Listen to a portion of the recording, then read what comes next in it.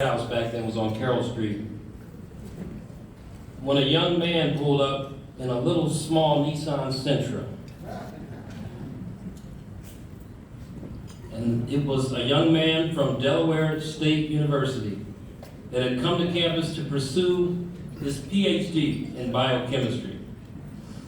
And I remember our first engagement, I was just immediately captivated by him because his poise, his cadence, his comportment was just unusual. He was brilliant, he was bright, he was radiant. I said, oh my goodness.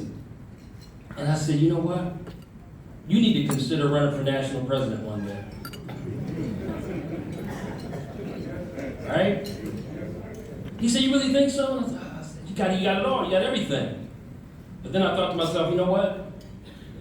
I wonder if he has that humility, that common touch, that sense of brotherhood, you know, that last part of if, right? Right? Where's my D9 in the room, right?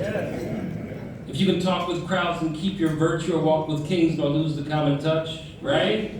If neither foes nor loving friends can hurt you if all men count with you, but none too much. If you can fill the unforgiving minute with just 60 seconds worth of distance run, yours is the earth and everything that's in it.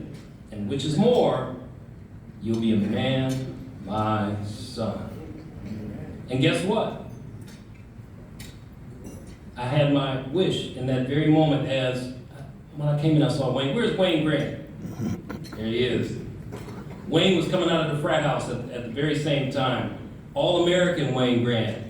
All right, 300 pounds, 6'6", 6'7", ferocious on the football field. Here he's coming right down to meet this young man for the first time. And I thought, boy, this young man could have easily said, hey, I'm here on a different mission. We just met. Hey, appreciate you. I got to go. But he stood his ground. Big Grant looked at him, and Big Grant said, hey, bro, take me around the corner to get me a Roman burger, Mr. Hero.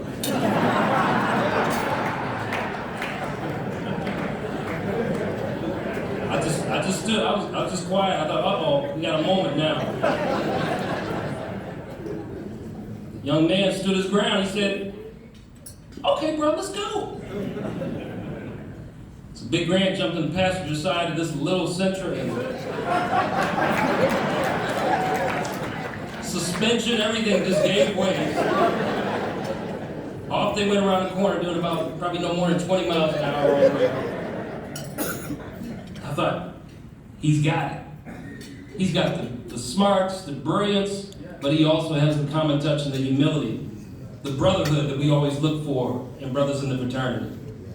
So after he became national president, to this day, I still got the text, and it said, Frat, you affirmed God's mission for me 30 years ago like a prophet, clearly and brotherly. I could not see it, but as I look at how amazingly God has worked in my life and bringing good brothers like you around me, I am grateful for his providence. Thank you for your long-standing brotherhood and friendship, Will.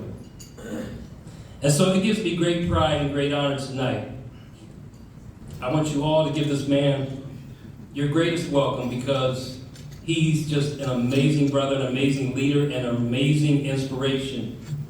The 36th General President of Alpha Phi Alpha Fraternity Incorporated, Dr. Willis L. Lonzer III.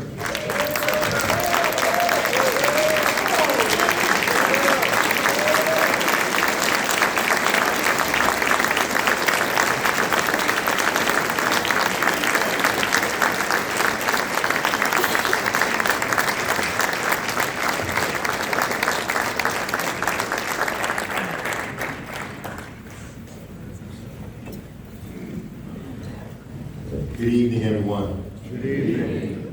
You know, if life is not fair, I'm not supposed to be chopping onions at this event. But